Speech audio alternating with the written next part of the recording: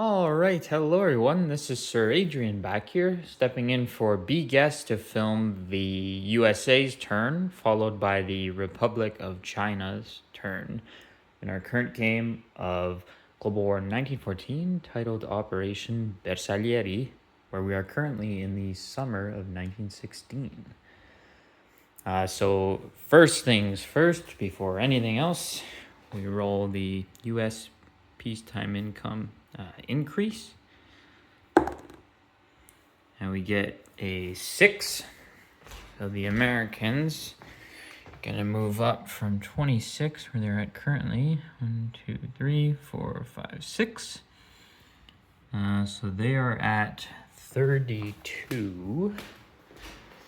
And I believe 31 is 30 actually is wartime footing.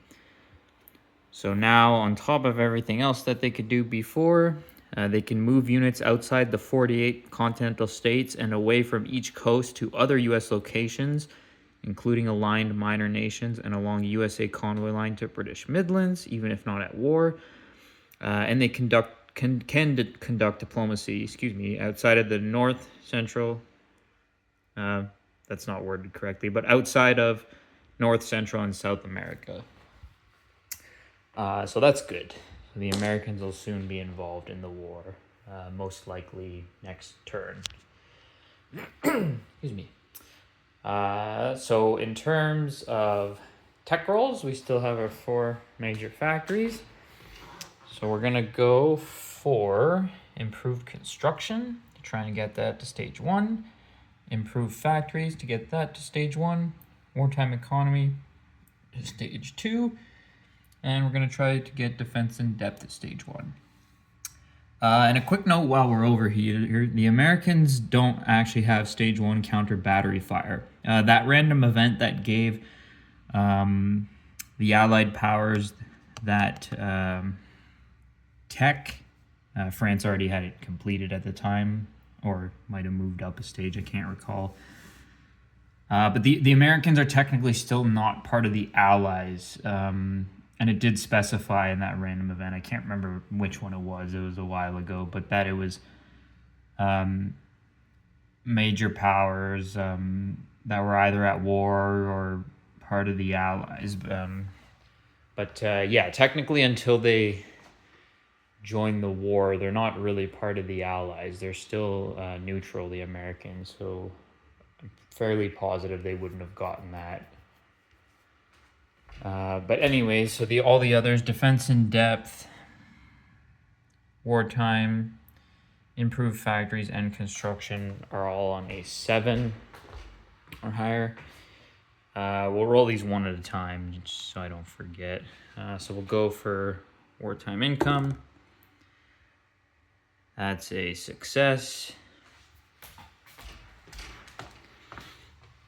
Or wartime economy, rather. Improved factories, then we'll do improved construction. So improved factories, that's a miss. Improved construction, that's a miss as well on a 6. And defense in depth, so that's successful. So 2 out of 4, not too bad. So defense in depth is at stage 1. And don't worry if some of this isn't accurate. The American turn wasn't going to affect really what the Italians and Japanese were doing, so some of this might be slightly different. But I'll have it updated off camera, so it's all correct. Excuse me. Then in terms of purchases, so they have 24 IPP that they can spend. So they're gonna spend 7 on buying a transport, plus 4 to buy a marine. That brings them to 11. They're gonna spend 4 to lend lease the nationalist Chinese mountain infantry. That brings them to 15. They're going to lend lease the Revolutionary Mexicans and Mountain Infantry. That brings them to 19. They're going to lend-lease the British and infantry. That brings them to 22. And then they're going to spend 2 on diplomacy, bringing them to a total of 24. And we'll go and do that right now. So they're going to go for Brazil to try and get that to stage 3. And they're going to try to bring down Romania. So we'll go ahead and roll those. So this magenta or pink dice will be for Romania. And this green one will be for Brazil. Okay, so that's a miss for both of those. So for non-combat movement, they will have some of that. Excuse me.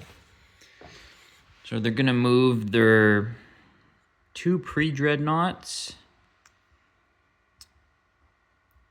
Well, so they'll move their transport actually 1 space here. They'll move their dreadnought, their 2 pre-dreadnoughts, their cruiser,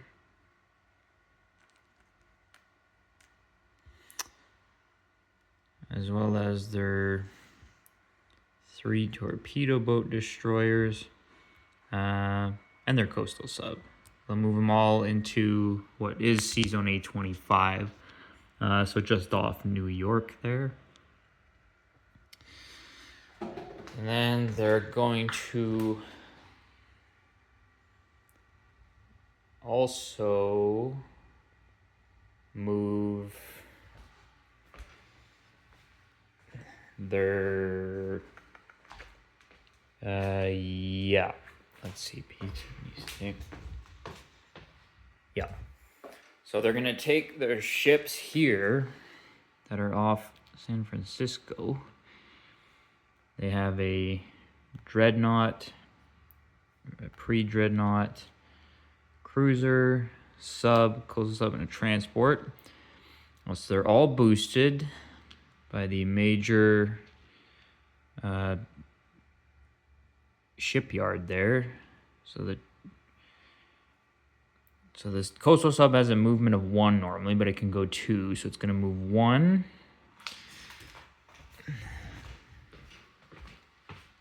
2. The transport can move 2 normally, but it gets a movement of 3.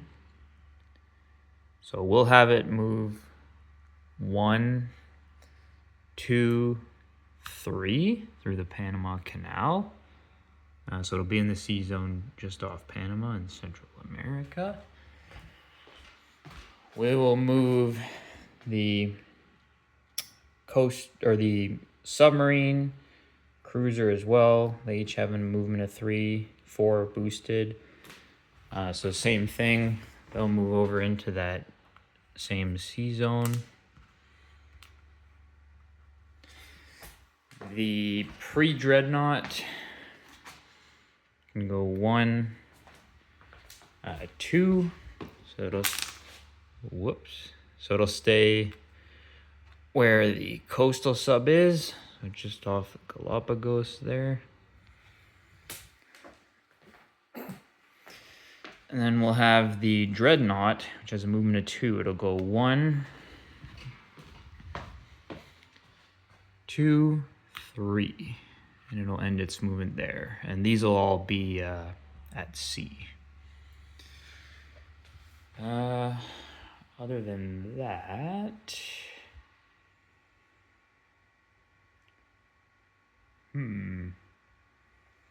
I think that's it. Well, actually, we'll move some of the. We'll rail the militia in Chicago down to Appalachia, or we'll walk it over. Actually, we'll rail the one from the Midwest over to New England. the militia that is, and we'll rail the militia from Texas over to New Orleans. So that should be it for the Americans' turn. Oh no, sorry, we do have Mexico. Make sure I don't forget that. So there's our current setup in Mexico. So we are going to attack. So we're gonna have 4 regular infantry, 3 artillery, and 2 militia. Attack the Federalists in eastern Mexico. So we'll go ahead and move all of that over to the board. So defending right now, they'd be at a 6 because there is a trench line.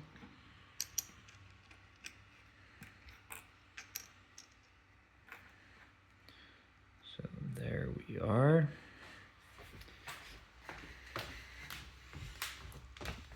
And we're going to have our militia, infantry, and the artillery.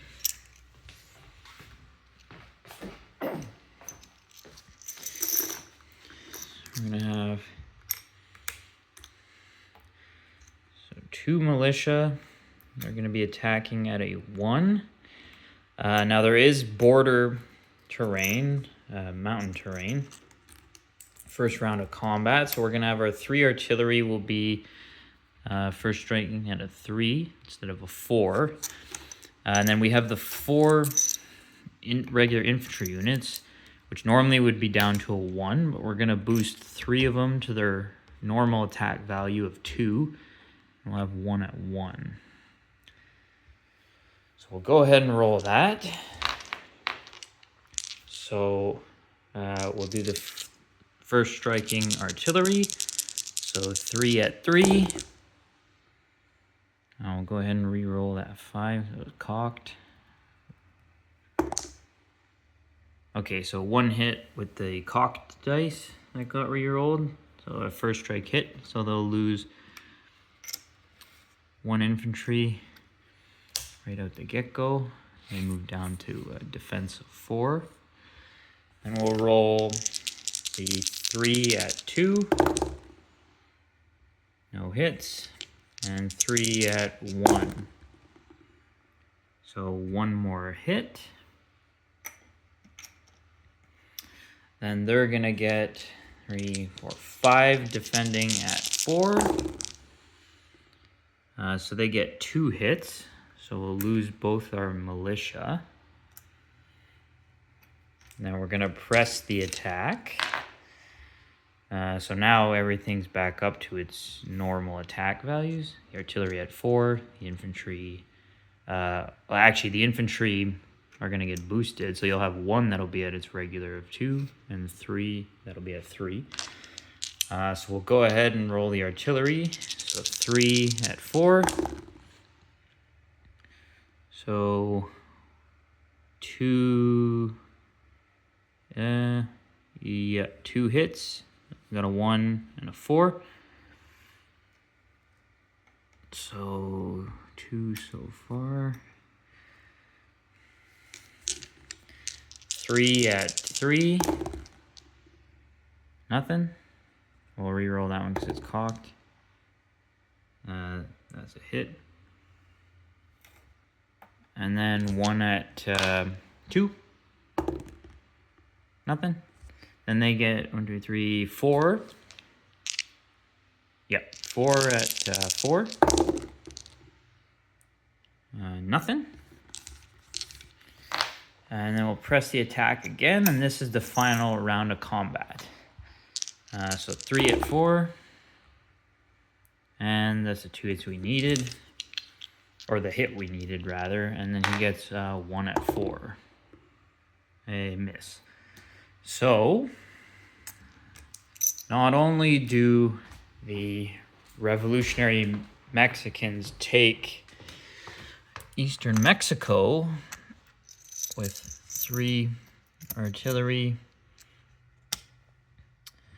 and the infantry, but the Mexican Civil War is over as the opposing sides' units have all been eliminated. So because of that, the U.S. is going to get some benefits from that. So there we go. So the revolutionaries won. So Mexico becomes neutral. The U.S. advances 3 stages in improved logistics and 2 stages in improved construction. So on the diplomacy chart, Mexico technically wasn't at ports open. It's not on there to begin with while that's going on, but it's at neutral currently. And the U.S. moves up 3 stages in improved logistics. So that's completed. And 2 stages in improved construction. I believe it was improved construction. We'll double check. 3 stages in improved logistics. Yep.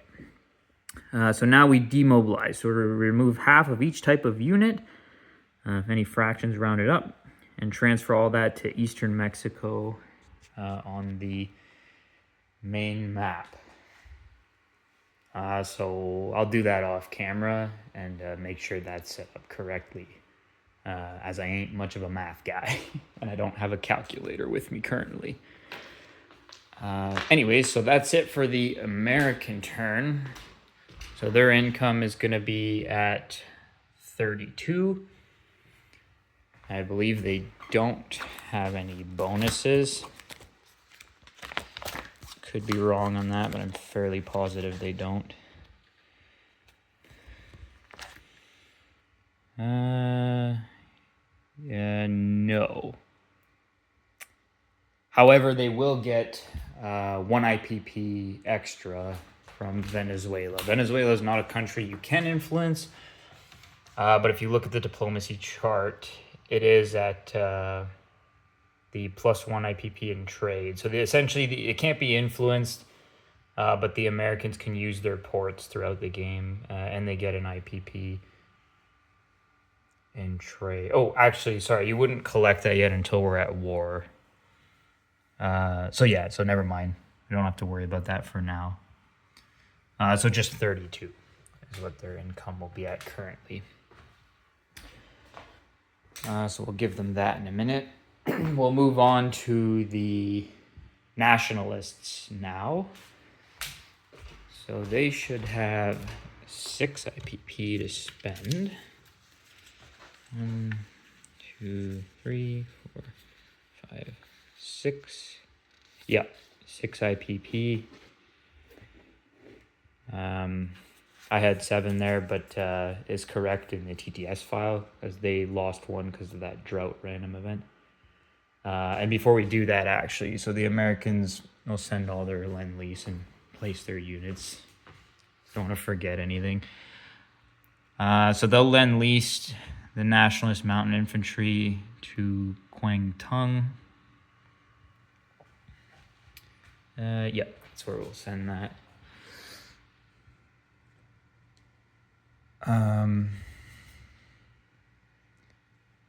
They'll actually Lend-Lease the French mountain infantry instead of the revolutionary Mexicans. Seeing as that war is over, so that'll be changed slightly. So France will receive a mountain infantry in Aquitaine. Actually, no, we'll send it through to just into southern France. We can do that because it can go from the. It can leave from the any of those major ports and go through these sea zones down through the Strait of Gibraltar into southern France. So France is going to have an extra mountain infantry. The British are going to get Lend-Leased an infantry up into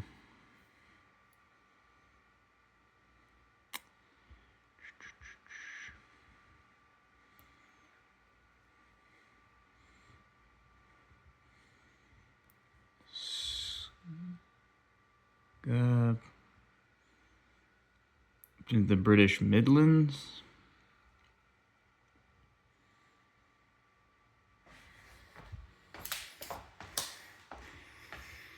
And then the Americans will place their units that they purchased for themselves. They'll place their transport just off New York there, the rest of the fleet. And their marine will be placed in New England. So that's it for the American turn.